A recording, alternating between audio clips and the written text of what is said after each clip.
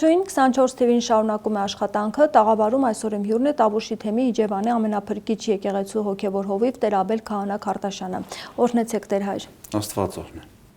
Խոսենք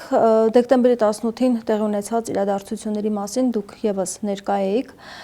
Մենք տեսանք, որ 10 եպիսկոպոսները ազգային անվտանգության ծառայության աշխատակիցների ուղեկցությամբ, մեծ թվով ոստիկանների ուղեկցությամբ նրանք մտան Մայրաթոռի բակ մի կերպ եւ հայտարարություն արեցին, բայց ասացին, որ նաեւ հետո գնալու են Մայրաթոռ եւ պատարագ են մատուցելու։ Այսպիսի խոսակցություններ կան, որ սա նախերգանքն է այն ամեն ինչի, ինչ Փաշինյանը պատրաստվում է անել եւ առաջիկայում նաեւ նա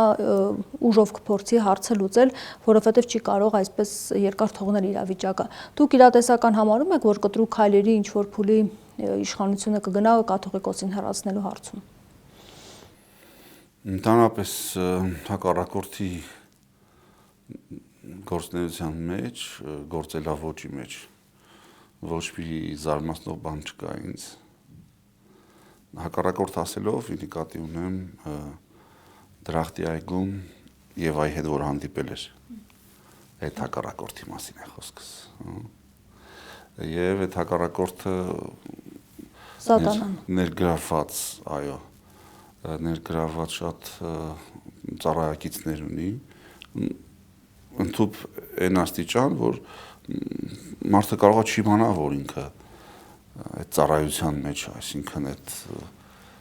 ծառայություն է մատուցում հակառակորդին Սա հոգևոր աչքերով է քննվում եւ մենք ոչ մի զարմանալու բան չունենք դարերի ամբողջ երկայնքով միշտ սպասում ենք որ պիտի հակառակորդը այդպիսի բաներ անի որովհետեւ Պողոս Առաքյալը այսպիսի մի շատ զարհուրելի խոսք ունի ավետարանի մեջ որ ասում է դարանակալ արյուծի նման սպասում է որ պիտի թե ում պիտի կուլ տա Այսինքն ոչ մի մեթոդ, ոչ մի ձևեր, ոչ մի ուրեմն տեխնոլոգիաներ չեն կարող դուրս բրցնել։ Այսինքն գործիքակազմ դառնալու համար ամեն ինչ օգտագործվելու է։ Բայց դա ուժով կարող են հեռացնել վեհապարին եւ ինչ կլինի այդ դեպքում։ Այսինքն դու կարծում եք կգնա դրան Փաշինյանը։ Ես ել եմ ասում իրենց գործողությունները վերլուծելու ցանկություն չունեմ իմ ցանկությունն նա է որ մենք խոսենք մեր անելիքների մասին անսասան է Հերմինե ջան մեր եկեղեցին անսասան է նույնիսկ կաթողիկոսին ձերբակալ են չգիտեմ ինչ սցենարներ որ մտածում են ինչ չարաբաստիկ բաներ որ ուզում են անեն այդ ամեն ինչը հաջողության չի հասնելու ինչու որովհետև այդ ամեն ինչը նպաստելու է եկեղեցու ուժեղացմանը Անկամ եթե 10 եպիսկոպոսներին ավելանան եւս եպիսկոպոսներ։ Այո, խնդիր չի թող ավելանան։ Այսինքն, այստեղ գիտեք, մեզ դժվար է երևում ամեն ինչ ճշմարիտի լույսի ներքո։ Շատ դժվար է երևում։ Ամեն ինչ չի որ մենք կարողանում ենք ճշմարիտ ձևով տեսնել, հա։ Ես չեմ ուզում որևէ մեկին դատապարտել, որովհետեւ պատվիրան ունեմ Աստծուց, որ մի դատիր ոչ մեկին։ Սա ինձ համար հոգևոր մեծագույն անելիքներից մեկն է։ Եվ պատվիրան ունեմ Տիրոջից, որ ուրախ լինեմ ցանկացած տեսակ փորձությունների ժամանակ։ Այս վստահությունը ունեմ, որ Տերը իր թույլատու կամքով այս ամեն անելիքը անում է մի շատ կարևոր, մի շատ մեծագույն իր աստվածային ճոխ ծրագիրը մեր ազգի մեջ ուրեմն վերակենդանացնելու, վերածնության, նոր գալիքի, շատ կարևոր անելիքի համար է այս ամեն ինչը տեղի ունենում։ Իսկ միգուցե ավելի վատ բաներ լինեն։ Եվ կարողանա իսկապես Փաշինյանի առջև դրած խնդիրը լուծել։ Չի կարող այդպես։ Ունենալ մի եկեղեցի, որը կենթարկվի իրեն, կկիսի նոր Հայաստանի քաղաքականությունը։ Դա արդեն ուրեմն կլինի գաղափարախոսությունը։ Դա արդեն կլինի ուրիշ իրականություն, հա։ Մենք էլի ականատես կլինենք ցավով, որ բաժանում է տեղի ունենում, հա, այդ բաժանումը շատ մեծ ցավ է պատճառում նախ մորը, հա, զավակները երբ որ բաժանվում են տանից դուրս են գալիս։ Դա ցնցում կլինի մեծ, շատ մեծ ցնցում կլինի մեր ժողովրդի համար, բայց էլի վերջին հաշվով այդ ամեն ինչը ծառայելու է բարօրությանը, որովհետև բարիք է գործվելու եւ գիտեք, երբ որ Աստված իր սուրբ կամքով սկսում է մաքրագործման ուրեմն աշխատանքներ կատարել, հա, մենք ինքներս էլ լավ հասկանում ենք, որ յուրաքանչյուրս մեր անձից ներս ինքնակնության, ինքնահայման շատ մեծ բացեր ունենք, շատ մեծ բացեր ունենք։ Ես օրինակ գտնում եմ, որ եթե ես ճշմարիտ ծառայության մեջ լինեմ եւ ճշմարիտ քահանա լինեմ,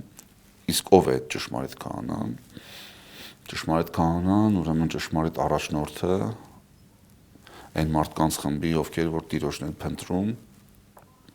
եւ այն ճշմարիտ հայրության սերը իր սրտի մեջ ունեցող, հայրական սիրով վերաբերվող, շատ կարևոր մի մարդ, ով որ Աստծուն փնտրող մարդկանց համախմբելու, համայնք դառնալու, ընտանիք դառնալու շատ կարևոր ուրեմն գործին են լծված։ Սա ինձ համար շատ մեծ կյանքի, ուրեմն երազանքի եւ անելիքների, նպատակների իրականություն է, որ Աստծո ընտանիքը, որ իր հավատավոր ժողովուրդն են, հա, ի վերջո հավատքը ինչի համար է պետք, որպեսզի կարողանանք Աստծո ծրագրերը կյանքի կոչել։ Մարդուն հավատքը տրվում է, որպեսզի կարողանա Աստծո ծրագրերը կյանքի կոչել։ Հիմա եթե մեր մեջ անհավատության քանակը սկսի մեծանալ, մենք Աստծո ծրագրերից պիտի շեղվենք։ Չէ՞։ Բնական բան է։ Եթե շեղվում ենք, ուրեմն Աստված էլ մեր ժողովրդի նկատմամբ յուրահատուկ վերաբերմունք ունի, դա ինքն է փաստել, դա մեր ընտրությունը չի եղել։ Ինքն է մեզ ընտրել առաջին քրիստոնյա պետություն լինելու պատիվը մեզ է տվել։ Այսինքն Դուք հիմա ինքնամաքրման մասին եք խոսում, բայց հիմա իշխանությունն է ուզում մաքրել եկեղեցին։ Տեսեք, ուրեմն շատ հստակ է մի բան, որ մարդուն չեն կարողանում բացատրեն, որ եկեղեցին, որ Հիսուս Քրիստոսի մարմինն է, եւ գլուխը եկեղեցու Հիսուս Քրիստոսն է, իր մարմնին տեղապահ է նշանակել, հա, հայերի մեջ ամենայն հայոց կաթողիկոսին, այսինքն բոլոր հայերի համար հոգևոր հայրիկ է կարգել, հա, Գարգին երկրորդ ամենայն հայոց կաթողիկոսին։ Եվ Գարգին երկրորդի տնօրինությամբ հաստատվում են թեմերի առաջնորդներ, թեմերի առաջնորդների ենթակայության տակ էլ ծառայում են քահանաներ, սարկավագներ, դպիրներ են ձեռնադրվում եւ այսպես եկեղեցին սկսում է գործել, հա։ Եկեղեցին այսպիսով, հա, որպես երկրային կառույց եթե նայելու լինենք, ինքը ամենայն հայոց կաթողիկոսն է։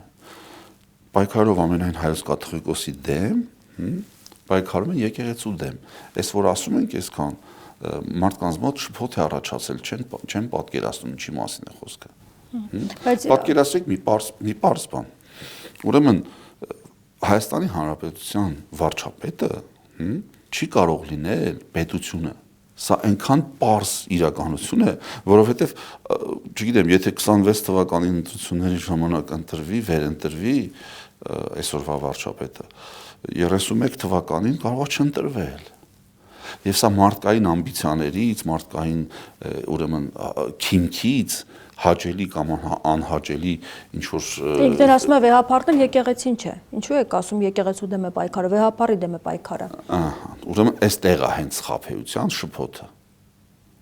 որ պետությունը դա Հայաստանի Հանրապետության վարչապետը չէ, որ ամեն վարքյան շեշտվում է, որ իբրև թե դրանք մենք ժողովուրդ արդեն նույնական է ընկալել, հա, այստեղ է շփոթը։ Իսկ Հայաստանի Հանրապետության մեջ ապրող եւ ամբողջ աշխարհում գործող հայ առաքելական Սուրբ եկեղեցու գլուխը, որ կաթողիկոսն է, դա անմիջապես եկեղեցին է։ Հիմա տեսեք, ես այստեղ եմ, քահանան այստեղ է, դուք այստեղ եք, թղթակիցներ, մնացածները, որ այստեղ, էս էլ է եկեղեցի համարվում։ Եկեղեցին մենք ենք։ Դե որտեղ որ հավաքվեն ասում եմ անունով մի քանի հոգի, ես այնտեղ եմ։ Եվ այդտեղ ուրեմն կա հոգևորական, եւ կան հավատավոր մարդիկ, դա եկեղեցին է։ Հիմա օրինակ այդ 10 եպիսկոպոսները, ովքեր պահանջում են վեհապարի հեռացումը, նրանք ասում են, որ Նիկոլ Փաշինյանի շնորհակալ ենք, մասնավորապես Վազգեն Միրզախանյանը ասում է շնորհակալ ենք, որովհետև այն խնդիրները, որ եկեղեցու ներսում կար, Փաշինյանը կարողացել է հանել այդ խնդիրները։ Ինչ խնդիրների մասին են խոսում եւ նույնիսկ նա ասում է, որ դա անվտանգությանը վերաբերող հարց է Հայաստանի եւ եկեղեցու անվտանգության։ Ես ճիշտն ասած, Հերմինե ջան, ավելի զինվորի կարգավիճակում եմ գտնում եկեղեցում, հա, պատկերացրեք ավելի հստակ պատկերացնելու համար, այս պատերազմական իրավիճակի համեմատություն բերեմ, հա, պատկերացրեք ուրեմն որոշակի շատ լուրջ ճակատամարտ է եւ ընդհանուր ուրեմն բանակը ունի ռազմավարությունից զատ ունի ուրեմն մարտավարություն եւ ուրեմն ունի սպայական կազմ, լրջագույն կազմ եւ այդ սպայական կազմը եւ մնացած բոլոր այդ ուրեմն կառույցի մեջ, բանակի մեջ առաջնորդվում են հնազանդության ուխտով, այսինքն որևէ մի աստիճանով ցածր զինվորականը չի կարող ավելի բարձր աստիճանի գտնվող զինվորականի հրամանները քննարկել, որովհետև պատկերացրեք գեներալը, հա, հին ճակատամարտ պատկերացրեք, գեներալը նստած է ուրեմն բարձրադիր վայրում, ամբողջ ճակատամարտը աչքի առաջ է եւ տեսնում է աջ թևում, ձախ թևում, մեջտեղում ինչ է կատարում եւ որոշումներ է կայացնում։ Բայց նրանք խոսում են եկեղեցու ներսում արկա խնդիրների մասին եւ ասում են դրանք անվտանգային խնդիրներ են։ Ինչ խնդիրների մասին են ակնարկում նրանք, ինչ անվտանգային խնդիրներ կարող են լինել։ Այդ եմ ասում, ես որպես Դուք տեսնում եք այդ խնդիրները, որ կան։ Դրամ այդ խնդիրների մասին եմ խոսում հիմա։ Այո։ Հերմինե ջան։ Ուրեմն այն խնդիրները, որ ես առաջնագծում, հա, առաջնագծում, չգիտեմ, որոշակի ուրեմն տասնապետ եմ, թե հարյուրապետ եմ, թե հազարապետ եմ, չգիտեմ, ինչ վիճակի մեջ եմ, հա, այդտեղ իմ մաշկի վրա անմիջապես վարոդի հոտը քթիս մեջ, ես այդ թող ու բողի մեջ եղողս, հա, այդ խնդիրները չեմ տեսնում, ինչ որ տեսնում են գեներալները։ Բնական է, որ ես դա չեմ տեսնելու։ Բայց փաստորեն այդ 10 հոգին են տեսնում, մնացածները չեն տեսնում։ Եթե տեսնում են, ուրեմն այդ խնդիրների լուծման ճանապարհները եկեղեցու մեջ հստակ դրված է ոնց պիտի անեն։ Ես չեմ կարա որպես զինվոր հիմա ասեմ, որ այս ինչ գեներալը, այս ինչ տեղը, այս ինչ ժողովի ժամանակ, այս ինչ բանը ասելա կամ չի ասել կամ սխալ ասել կամ կիսատ ասել, ինձ հասուչի է տեղի ինֆորմացիան։ Հասկանալի է, ուղղակի խոսում են մասին, որ այդ խնդիրները չի լուծվել։ Չէ, այստեղ խնդիրը ուրիշ տեղ է, Հելենե ջան, այստեղ խնդիրը ուրիշ տեղ է։ Այստեղ խնդիրը այնտեղ է, որ այն խնդիրները, որ իրական են, այդ խնդիրները գեներալները չեն տեսնում։ Հիմա ժամանակը գալու է բոլոր գեներալներին, հա, բոլոր գեներալներին։ Այդ խնդիրներից ենք սկսելու խոսել։ Ինչ խնդիրներ։ Որ եթե շատ տարբեր խնդիրներ։ Մեր ազգին վերաբերող ապագային եւ ապագային եւ ներկային, հա, եւ ապագային եւ ներկային, այսինքն ինձ հստակ է երևում, որ այս բոլոր խնդիրների հիմքում ընկած է մեր ժողովրդի որբության զգացողությունը։ Որբության զգացողությունը, այսինքն որբության զգացողության մեջ եղող մարդու պահվածքը այսօրվա մեր ժողովրդի պահվածքը։ Որ առումով։ Բոլոր առումներով։ Անապահովության զգացում, վախի մթնոլորտ, անընդհատ սովից վախենալու սարսափ եւ որփին հատուկ շատ ու շատ վտանգավոր հատկություններ, ու այսօր թող որևէ մեկը չմեղադրի մեր ժողովրդին։ Ով ուզում է լինի, մեր ժողովուրդը հստակ ճշմարիտ իր պահվածքով, իր դարերի ընթացքում իր սրտի մեջ ունեցած իր անվտանգությունը պահելու նկատառումներով շատ հստակ քայլեր է անում։ Իմաստունները պիտի հիմա հասկանան ու սկսեն վերլուծել, թե ժողովուրդը այս արձագանքը ինչի էսպես արեց, ինչի էսպես չի անում։ Դուք կարծում եք, որ ժողովրդի արձագանքը բավարար չէ այս ամեն ինչին։ Բավարար Աջակցություն, այսինքն բավարար չէ, որովհետև բոլորն էլ ուզում են, որ ժողովուրդը ինքնակազմակերպվի, ինչ որ բաներ անի, բայց դա փուչ երազանք է, անիրականանալի մի բան է, հա, այդպեսի հավաքական, չգիտեմ, վիճակ չի լինում ընդհանրապես, հա։ Այստեղից եմ գալիս, որ եթե ես որպես հոգևոր հովիվ, հա, որպես հոգևոր հայրիկ, Եթե ճշմարիտ իմ վիճակում լինեմ, ուրիշ է լինելու ամբողջ դրվածքը։ Այն մարդիկ, ովքեր որ ճանաչում են, որ ես ինչ պոտենցիալ ունեմ, ինչ կարող եմ անել, թեկուզ թեպետև հիմա չեմ անում, բայց այդ պոտենցիալի զգացողությունը իրանք շատ լավ գիտեն, որովհետև պատմությունը, մեր պատմությունը մեզանից լավ գիտեն։ Դրա համար են հիմա եկեղեցու դեմ պայքարում։ Կհաջողվի, կարծում եք, Իհարկե ոչ։ նպատակին հասնելու։ Իհարկե Անկամ ոչ։ եթե դրսից շահագրգիռ անձինք լինեն կամ կողմեր լինեն։ Գիտեք, Հերմինե ջան, հիմա հենց համար շատ դժվար է Աստծո զորության մասին պատմելը ձեզ։ Բայց այս ամեն ինչը լավ հասկանալու համար ստիպված եմ երկու բառի ուրեմն բացատրություն տալ օտար լեզվով, այս պահին ռուսերեն լեզվով, հա, ուրեմն վստահել Աստծուն, հա, եւ հավատալ Աստծուն, այս երկու կարևոր իրողությունը, որը մեր կյանքի առանցքն է, ռուսերենում ասում է դո վերի, այսինքն մինչև հավատքը ունեցած վիճակը։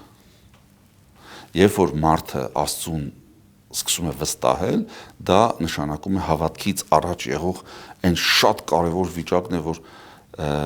ինձ հետ ոչ մի վատ բան չի պատահելու։ Ես Աստծու պահած Աստծո ապավինության մեջ եղող մեկն եմ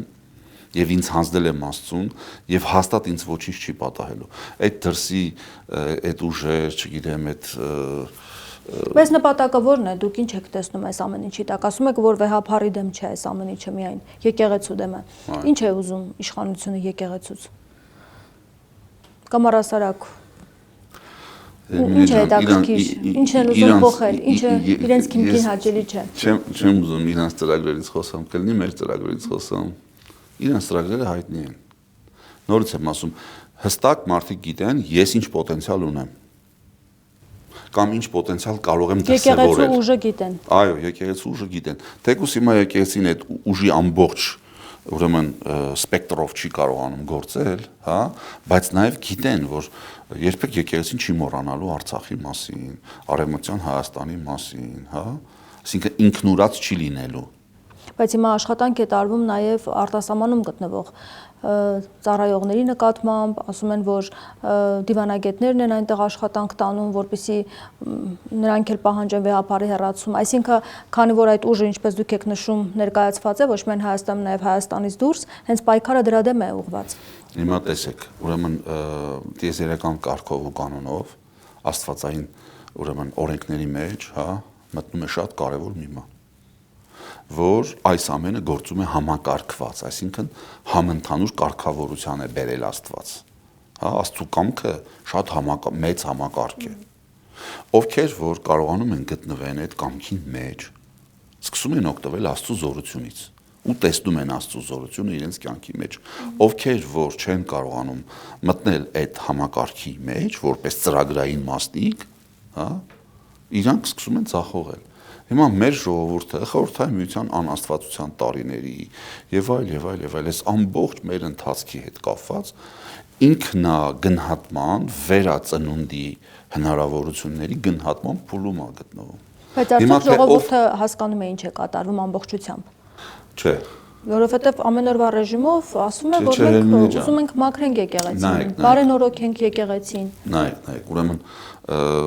ընդհանրապես մարդու ներքին մարդու տեսանկյունից եթե նայելու լինենք, մարդը կազմված է պահանջմունքներից, չէ՞։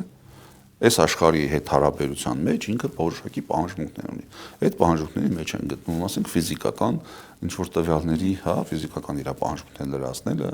երկրորդ աստիճանում է գտնվում իր անկախ անվտանգության զգացումները ապահովելը եւ այլ, հա։ Երրորդը ուրեմն սիրո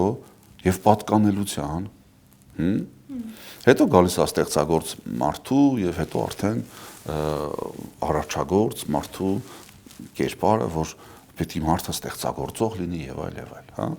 Հիմա եթե մարդը գտնվում է զուտ ֆիզիկական պահանջմունքները լրացնելու մակարդակի վրա, դա առաջնային մակարդակն է։ Մարդուն չես կարող դու խոսել պատկանելուց։ Հիմա դա է քարոզվում մեզ։ Այո, հիմա այդ վիճակի, այսինքն անընդհատ հոգևոր կյանքը ուզում է նսեմացվել եւ գալ գտնվել այդ նյութական, ֆիզիկական պահանջմունքների լրացման տիրույթ պիտի բերվի, հասկանում ես, նպատակը սա է։ Իսկ հոգևոր իրականության մեջ ամեն ինչ շատ պարզ է։ Հայաստանի Հանրապետության վարչապետը, ինչպես նաև բոլոր այն մարդիկ, ովքեր գալիս են պատարագի մասնակցելու,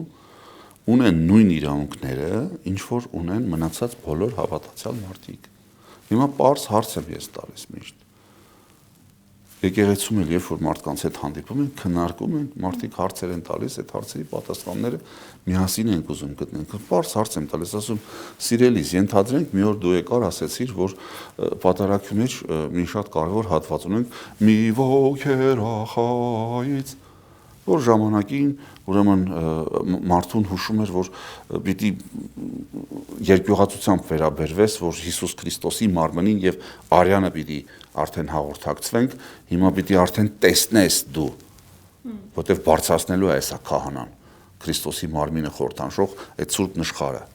հա? Եվ այդ մարդուն ասում էինք, որ այդ երկյուղացության մեջ եղիր, խնդրում ենք, հա? Հիմա ինչ է ստացվում? Ստացվում է, որ ինչ որ մեկը գա, ինձ ասի, գիտես, պատարագի ժամանակ այդ հատվածը ինձ դուր չի գալիս։ Այդ հատվածը փոխեք։ Դե բայց փոխում են շատերը։ Փաստորեն համաձայնվում են։ Որովհետև այդ եմ ասում, շփոթը հենց այդտեղից է գալիս, որ պարզ սովորական հավատացյալին շփոթել են մարդիկ։ Պարզ յուրաքանչյուր պարզ սովորական հավատացյալ չի կարող գալ ինձ ասել, ես իմ դարերով մատուցվելիք պատարագի մեջ փոփոխություն մտցնեմ, թե չմտցնեմ։ Դա անհեթեթություն է։ Իսկ եթե ազգային անվտանգության ծառայության աշխատակիցներն են գալի խնդրում, դե այդ դա արդեն ճնշում չի հոգեվորականի վրա, եթե թեկուզ խնդրեն։ Դե ես արդեն չգիտեմ սրա անունը ինչ է։ Նորից եմ ասում։ Ընդհանրապես պետքա մարդու առաջ կանգնի մեկը ասի, եղբայր, այս sense մի արա։ Ով պետք է լինի, որ կանգնի։ Տղամարդ։ Ընդդիմադիրների մեջ ցավոք չկա տղամարդ։ Տղամարդ չկա, որ կանգնի, ասի, այս բանը sense մի արա։ Գիտեք, այդ վստահությունը, որ մեկը կանգնում ասում է, այս ինչ բանը sense մի արա, այդ ուրիշ բան է։ Բայց երբ որ ակնկալիքով է կանգնում ասում ես ինչ բանը sense մի արա, որտեվ այս այնքն էլ ասելով, բա դու ինչ բանը խի sense արեցիր, բա դու ինչ բանը խին հենց արեցիր։ Ինչու՞ չի հաջողվում դա անել։ Ժողովրդի աջակցությունը չկա, թե ինչն է խնդիրը։ Չէ, ժողովրդի հետ կապ չունի սա։ Անկեղծ եմ ասում։ Ժողովուրդը իր խորը զգացումներով շատ մեծ սեր ունի եկեղեցու նկատմամբ ու եկեղեցուն ոչինչ չեն կարողանալու անել։ Ուղղակի ոչինչ չեն կարողանալու անել։ Մեր եկեղեցին այս նման դժնդակ փորձություններ շատ անցել պատմության ընթացքում։ Ոչ մեր հավատքը կարող են ընկճել, ոչ կարող են նույնիսկ առաջի դարերում ընդհանրական եկեղեցին դադարեցրեցին այդ սպանելը քրիստոնյաներին, որտեղ հասկացան ավելի է բորբոքվում հավատքը, ավելի է ուժեղանում հավատքը։ Քրիստոսի հետ այս մարդիկ չեն շփվել, չգիտեն Քրիստոսի զորությունը, չեն պատկերացնում։ Հիմա Աստծո համբերատարության շրջանում ենք մենք գտնվում, որ դրսևորվում է ուրեմն իր ներողամտության եւ հանդուրժողականության։ Հիմա դուք չեք հավատում, որ Փաշինյանն ուզում է մաքրել եկեղեցին եւ կներեք, ինչպես ինքն է նշում, սեռական մոլագարներից։ Ես ոչ թե չեմ հավատում, ես հավատում եմ Հիսուս Քրիստոսի սրբարար զորությանը, որ կապ չունի ում միջոցով, բայց իր եկեղեցին պիտի մաքրի, կապ չունի ում միջոցով։ 5 տականում շատ դրվագներ ունենք, երբ որ ուրեմն հրաժողովուրդը շեղվում էր ճանապարհից, հա, աստվածային ծրագրից դուրս էր գալիս, հակառակորդի թագավորն էր դառնում Աստծո պատգամաբերը։ Հակառակորդի թագավորն էր գալիս ասում, ձեր Աստված ինձ ուղարկել է, որ ձեզ մաքրեմ։ Ձեր միջի այդ սխալները, այսինքն սենց ասեմ, Բարաղամին 5 տտականյան դատավորներից, մարգարեներից մեկն էր, հա, իր էշն է խոսում, էշին է խոսացնում Աստված, որ սխալների միջով չանցնեն, սխալները հուշում է, որ մի արեք այդպես։ Այսինքն Աստծո համար որևէ մեկը կարող է գործիք դառնալ իր ծրագրերը իրականացնելու համար, բայց դա չի նշանակում, որ այդ մարդը աստվածային ծրագրի մեջ լինելով հանդերձ Աստծո Աստծուն հաճելի իրականության մեջ է իր ամբողջ անելիքը։ Ընդհանրապես գործիք է, այդ գործիքը կօգտագործի, հետո այդ գործիքի հետ կտեսնենք ինչ կլինի։ Իսկ վեհապարի հետ կապված ինչ եք կարծում, նախ այս վերջին 2 օրերի ընթացքում Տելեգրամյան ալիքով տարբեր տեղեկություններ են շրջանառվում, որ իբրև թե կաթողիկոսը իր կաթողիկոսական գահը ուզում է տեղափոխել Ռուսաստան, առհասարակ այս մասին շատ է խոսվել նաև, որ դա կլինի փրկություն, դա ավելի ճիշտ որոշում կլինի կաթողիկոսի կողմից, դուք ինչ եք կարծում, պետք է այդպիսի քայլերի գնալ։ Կաթողիկոսին չճանաչող, չգիտեմ, բամբասանքի, դեղին մամուլի վրա հիմնված բան, սենց ինչ որ ցնդաբանություններ, բաներ հասկանում եք։ Բայց որպես խորհուրդել են այդպեսի հայոց հայրիկին չեն ճանաչում մարդիկ։ Ես ճանաչում եմ իմ հայրիկին։ Իմ հայրիկին ես լավ եմ ճանաչում։ Այդ ցնդաբանությունները չի կարող մեր կյանքի մեջ տեղ գտնել։ Չի կարող։ Կարծում եք նա չի նահանջի։ Բացարձակապես անհնարին է, անհնարին բան է դա։ Այս մարդիկ լավ չեն պատկերացնում, որ այդ դեղին մամուլի, չգիտեմ ինչ որ, վայ, բացահայտումների, վայ, մացակ ինչ ա եղել, այս տեսակ խոսույթի վրա, անհնար է սասանել եկեղեցին։ Պարզ հավատացյալների հավատքը անհնար է սասանել։ Դա ազդեցություն չի ունենում։ Իհարկե ոչ։ Ամեն մեկս էլ գիտենք, որ լիքն ենք թերություններով, տկարություններով, հա, եւ այդ տկարությունների համար ապաշխարության հնարավորություն ունենք, հա, Աստծո հետ մեր հարաբերությունները վերականգնելու։ Ուրեմն ապաշխարությունը այն դեղամիջոցն է, որի միջոցով մենք ամեն մեկս վերագտնում ենք Աստվածային ծրագրի մեջ մեր լինելիությունը։ Հիմա եթե ընդհանրական մեր կյանքի մեջ չի երևում, որ մենք Աստծո ծրագրի մեջ ենք, դա ինչ է նշանակում, դա նշանակում է, որ սովորական պարզ հավատացյալների, պարզ հայ ժողովրդի կյանքի մեջ մեկը մյուսի նկատմամբ սիրո, հանդուրժողականության, հավատարմության, վստահության զգացումները վնասված են։ Սա պետք է վերականգնել։ Հենց սա վերականգնվեց, Աստծո զորությունը սկսել է գործել։ Հիմա Աստված այս ամեն փորձությունները խա թողնում մեր ժողովրդի գլխին, հա, որպեսզի մենք վերջապես հասկանանք, որ յուրաքանչյուրիս հարաբերությունները վերականգնելը Աստծո հետ, դա հրամայական է այլևս։ Մենք չենք կարող ասել, մենք եկեղեցու կողքին ենք, հա, մենք պետք է լինենք եկեղեցու մեջ։ Դա ինչ է նշանակում, դա նշանակում է, որ գանք կիրակի օրը պատարագի մասնակցենք, ծնկենք, անկեղծ սրտով մեղաները արտասանենք, մեր մասնաբաժինը տեսնենք մեղքերի, անկեղծորեն զղջանք դրանց համար, ներողություն խնդրենք Աստծուց, վերականգնենք մարդ-մարդ հարաբերություն, այսինքն հաշտության միջնորդը միայն Հիսուս Քրիստոս է։ Իսկ Հիսուս Քրիստոսի անելիքի մեջ երկու անջրպետված, իրարից բաժանված, հա, այդ միջնորմ պատ են կառուցում, չէ՞, կոնֆլիկտների ժամանակ ոնց է, հաղորդակցությունը ամբողջությամբ կտրում են, երկու բանակի են բաժանվում, չէ՞։ Բայց հիմա կոնֆլիկտը եկեղեցու ներսում է։ Եկեղեցու ներսում կոնֆլիկտ չկա։ Չկան։ Չկա։ Իսկ այն մեղադրանքները, որ հնչեցվում է, բավականին ծանր, մոլագարներ սեռական, ազդեցության գործակալներ, կուսակցության ուխտը խախտածներ։ Ես էլի եմ ասում, այդ բամբասանք տարածող, այդ բամբասանքի նկատմամբ ուշադրություն գեներացնող մարդիկ շատ ծանր վիճակի։ Չեք հավատում այն փաստաթղթերին, որ հրապարակել էր քաղաքացիական պայմանագիր կուսակցությանը առնչվող լրատվամիջոցը։ Հերմինե ջան, նորից ասեմ, ցավդ տանեմ։ Ուրեմն այդ ժուրնալիստական, այդ բացահայտումների, բայ իմացակ ինչ է, այդ տեսակ բաներով եկեղեցին սասանել անհնար է։ Իսկ մարդկանց հավատն ու վստահությունը, սա հոգևոր իրականություն հետ կապ չունեցող բան է։ Հստակ երևում է հեղինակի ուրեմն։ Բայց արդյոք ժողովրդի մոտ վստահության պակաս չի ձևավորվում։ Տեսեք, այդ ժողովուրդ ասած տերմինը, հա, հավատացյալների մոտ ասենք։ Հավատացյալների մոտ ոչ մի տեսակ խնդիր չի առաջանում տենց բաներից։ Իրական հավատքով ապրող մարդու կյանքում, հա, չի առաջանում որևէ խնդիր, Հասկանում եք, դա չի կարող եկեղեցին չսիրող լիքը մարդ կա այսօր, որ ոչ մի անգամ չի մտել, չի էլ պատրաստվում մտնել, բայց եթե հարմար առիթ կա իրան ասում են արի մասնակցի, գալիս է մասնակցում է, հա? Եվ միանգամից դառնում է ինչ-որ պաշտպան եկեղեցու, ջատագով, վայ, հեսա մեր եկեղեցին կմաքրենք, կպաշտպանենք, այս կանենք, այն կանենք, հոգևոր կյանքի հետ կապ չունեցող վիճակ է սա, հոգևոր կյանքի մեջ եղող մարդը ինքը շատ լավ է հասկանում, որ չի կարելի դատել որևէ մեկին, կապ չունի ով է, եթե դու դատում ես ինչ-որ մեկին,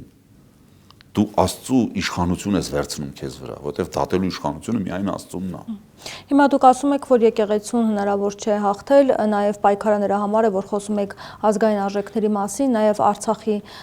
թեման ասում եք հնարավոր չի մոռանալ, բայց մենք տեսանք, որ Արցախի թեմի առաջնորդը միացավ այդ եպիսկոպոսներին եւ պահանջում է, որպեսզի վեհապարը հեռանա եւ զարմացած են արցախցիներն, ասում են ինչպես կարողացավ նա միանալ 10 եպիսկոպոսներին Արցախի կորստից հետո։ Ուրեմն պիտի տեսնեն, որ այն շրջափակման ժամանակ այն 1 տարի 9 ամիսը, չէ, համարյա 1 տարին, որ շրջափակման մեջ էին, Արցախի ժողովուրդը պիտի տեսնեն, որ իրենց եւ Աստծո հարաբերությունը շտկելու ոչ առաջնորդություն ունեցան, ոչ էլ կամք ունեցան անելու դա։ Սա շատ պարզ է ամեն ինչ։ Հիմա այսքան մարդիկ են եկել մեր սիրելի արցախցիներից, չէ, տարբեր քաղաքներում եկան, տարբեր գյուղերում, շեներում, չէ, բնակեցվել են, հա։ Մեր եկեղեցում հիմա 1-2 հոգի են մասնակցում պատարակներին։ Ախր պիտի հասկանանք, որ քրիստոնյայի համար պատարակին մասնակցելը դա հոգևոր անելիքի գագաթնակետն է։ Դա եթե մարդը չի հասել դրան, բայց ես բազմամարդ չեն եկեղեցիները։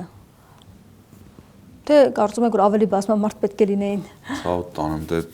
ես ծառայում եմ 20,000 բնակչություն ունեցող քաղաքում ու տեսնում եմ, որ բազմամարդ չի եկեղեցին։ Ես Երևանն եմ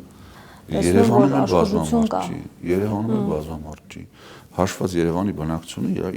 իհարկե բազմամարդ չի։ Հոգևորականի մեղավորությունը կա այս հարցում։ Բոլորիս մեղավորությունն է։ Աստվածային ծրագրից շեղվելու համար մենք հիմա պատասխան ենք տալիս մեր ուրեմն կյանքով։ Իսկ երբ խոսում է, որ պետք է կանոնագիրքը փոխվի, այս մասով ինչ կասեք, ինչ անհրաժեշտություն կա կանոնագիրքը փոխելու եւ բացի այդ դուք էլ խոսեցիք խնդիրների մասին, ասում է, որ միշտ էլ խոսվել է այդ խնդիրների մասին եւ որոշում եղել է ամեն դեպքում փոփոխություններ ենթարկել, բայց անընդհատ քննարկվել է դեռ վերջնական արդյունքի չի բերվել եւ այս ամենից էլ օգտվում է Փաշինյանը նույն հենց կուսակրոնության ուխտի հետ կապված։ Կանոնագրքում ի՞նչն է ուզում փոխել, թափանցիկություն է ասում պետք է լինի եւ այլն եւ այլն։ Կետերով նշել էր Փաշինյանը։ Շատ ծիծաղելի է, բայց իրականությունը հետևյալն է, Աստվածաշունչ Մատթեոսի մեջ շատ հետաքրքիր մի դրվագ կա։ Երբ որ Սավուղը թագավոր է դառնում, հրյաների առաջին թագավորն է։ Մի փոքր իրավիճակը պատկերացնել, լավ պատկերացնելու մի փոքր ավելի խորամուխ լինենք այս դրվագի վրա, Հերմինե ջան։ Ուրեմն առաջին թագավոր Սամուել մարգարեն գալիս է Աստծուն ասում է, որ ժողովուրդը թագավոր են ուզում։ Ես նեղվել եմ, ինչ են թագավոր ուզում, քեզանից լավ թագավոր, դու ես թագավորը իրենց։ Մեր բոլորիս թագավորը դու ես, ինչ են իրանք թագավոր ուզում։ Աստված ասում է ոչինչ, բան մի արա, կողքի ժողովուրդն, հարևան ժողովուրդներին տեսել են, որ իրանք թագավոր ունեն, իրանք էլ են ուզում ունենան, ոչինչ թող ունենան, խնդիր չի։ Բա ով կլինի, ասեց Սավուղին թագավոր նշանակի։ Սավուղին թագավոր է նշանակում եւ հետո որոշակի պատերազմական գործողությունների են գնում, ինքնամաքրման, ուրեմն ճանաչման, sense ուժերը վերագտնելու մի շատ կարեւոր ընթացքի մեջ են մտնում եւ այդտեղ հրահանգ է տրվում Սավուղին, որ այդ ժողովրդին որ տարածքը որ պիտի գնաց գրավես, հա, այդտեղից ոչ մի բան չվերցնեք։ Ոչ մի բան չվերցնեք։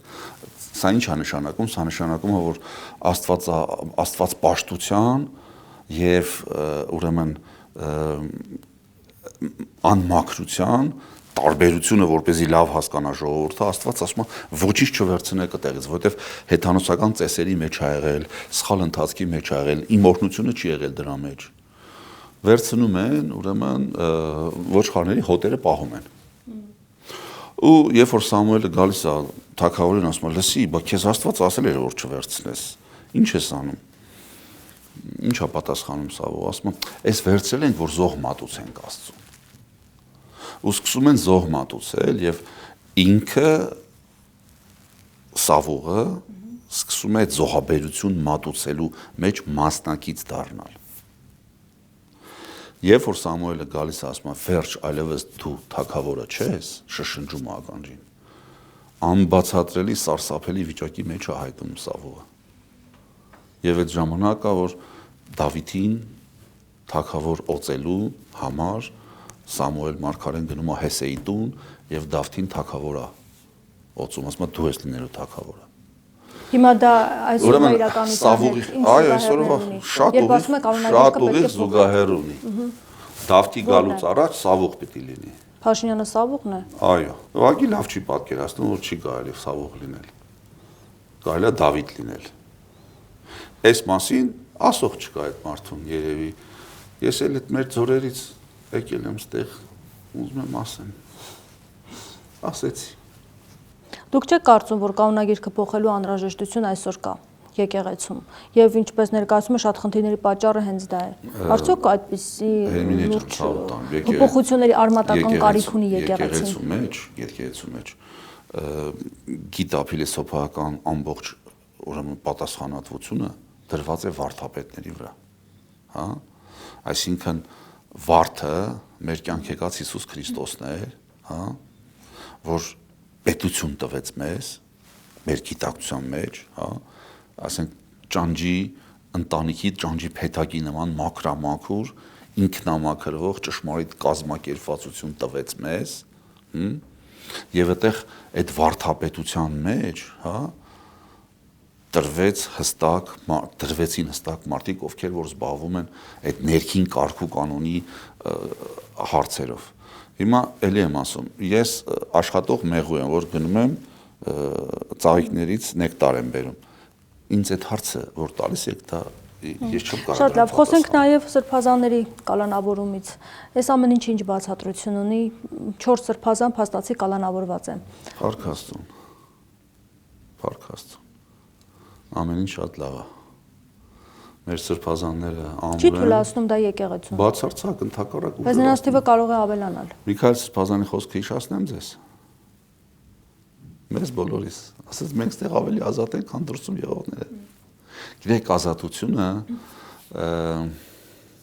ազատությունը միայն այն չէ, թե դու ինչ հնարավորություն ունես շարժվելու, իրագործելու եւ ինչ չունես, չես կարող անել, հա։ Այսինքն այդ ազատության սահմանափակումը գործողությունների, հա, ֆիզիկական անելիքի սահմանափակություն է,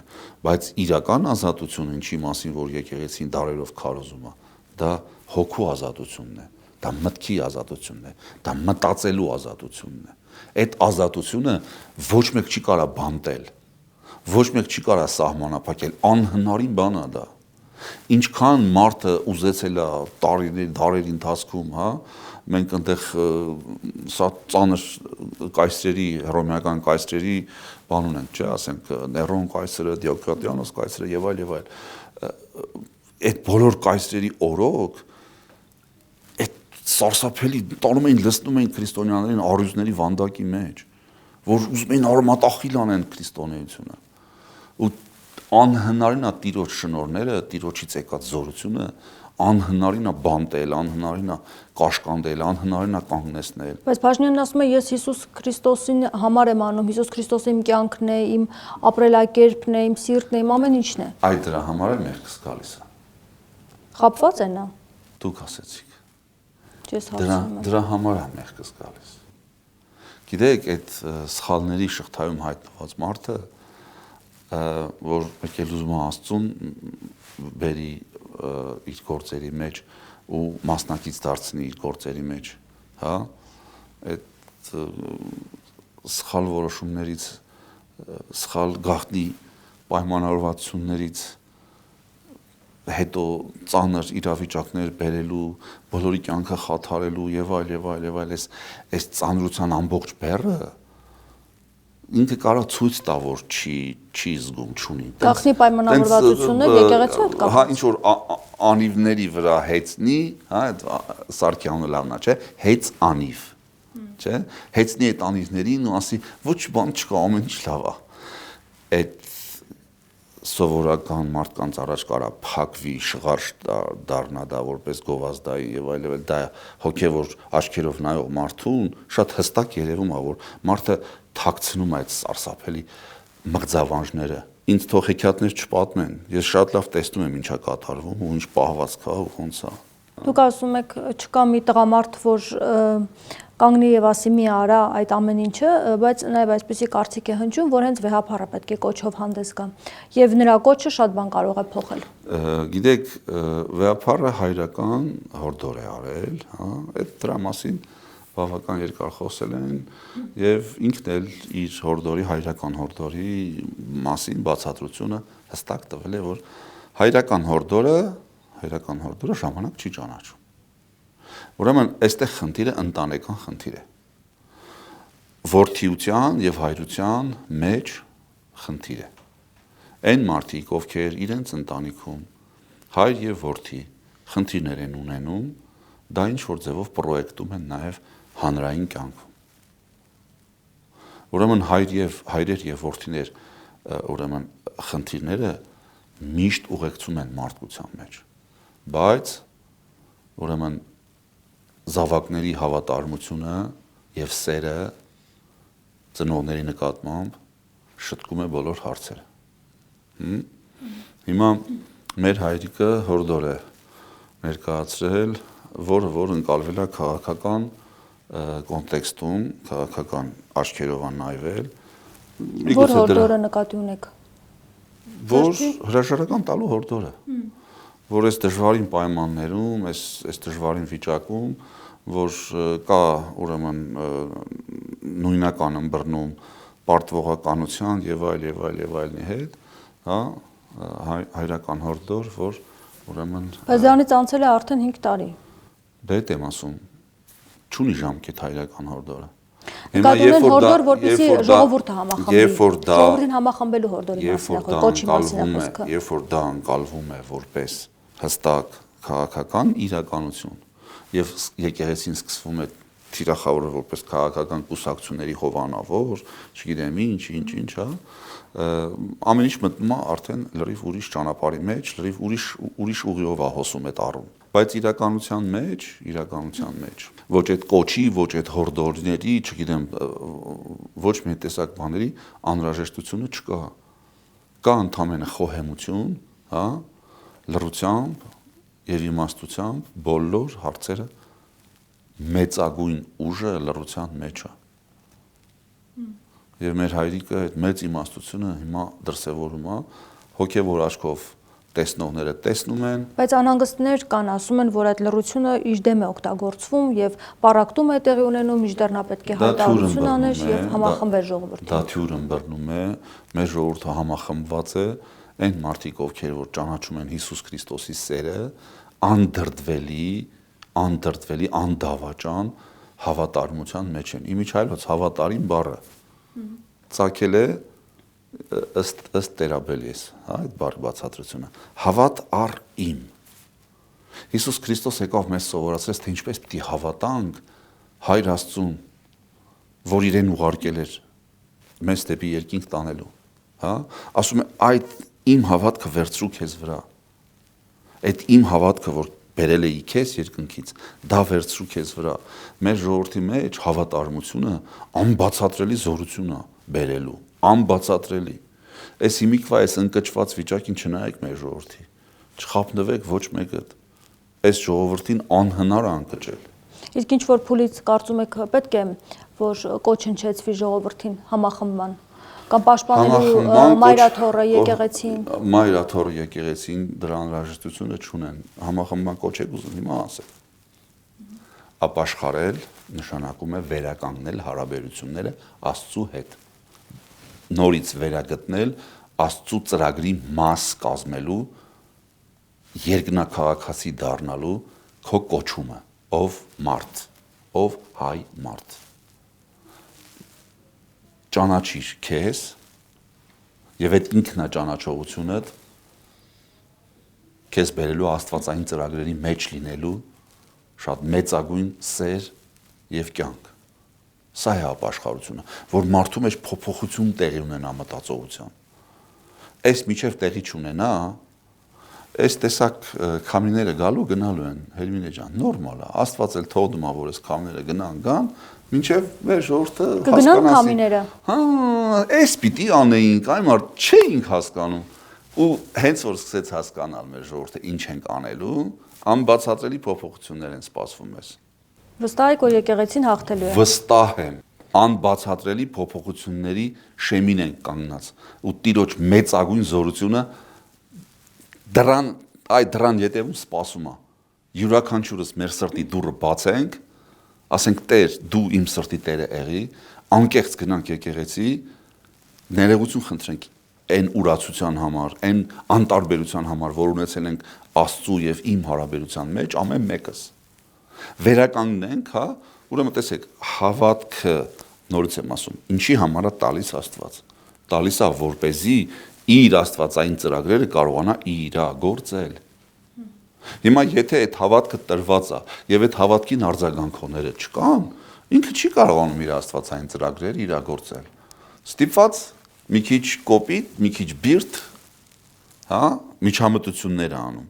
Եվ փառք Աստծուն, որ այդպես է, որովհետև այս միջոցով ցույց է տալիս, որ մեզ չի մոռացել դեռ։ Երեսը չի շրջել մեզանից։ Գիտեք, այդ Աստվածաշնչյան անբացատրելի սարսափ բերող իրականություն է, երբ որ Աստծո ժողովուրդը զգաց, որ Աստված երեսը թեքել է իրանից։ Այսինքն մի տեսակ ուշադրության կենտրոնում պիտի լինեիր, բայց այնց հայացքի շատ բան տեղում ես գտնվում դու։ Այսինքն երրորդ, չորրորդ կարգավիճակում ես, առաջնայնության իրավիճակում չես, հա? Իսկ սա հայ ժողովրդի համար մի տեսակ ներքին շատ խոր անհանգստության, շատ ծանր ապրումների ժամանակահատված է, որը մենք հիմա ապրում ենք։ Եվ այս պատերազմը, եւ մեկը, եւ մյուսը, այս խնդիրները, որ կան, այդ բոլորը դրսևորվում են այտենց, այսպեսով է դրսևորվում աստվածային սերը։ Ամփոփելով Փաստորեն զրույցը, ձեր կոչն է մարդկանց ապաշխարել եւ եկեղեցուն աջակցել մասնակցությամբ, ներկայությամբ։ Եկեղեցու ներսում լինելով, ինչպես դուք ասացիք։ Այսքան բա։ Շնորհակալ եմ շատ զրույցի համար։ Ես եմ շնորհակալ։ Զրուցակիցս Տավուշի թեմի Իջևանի Սուրբ Ամենափրկիչ եկեղեցու հոգևոր հովիվ Տեր Աբել Քահանա Քարտաշյանն էր։ Շարունակեք մեզ հետևել։ Կհանդիպենք։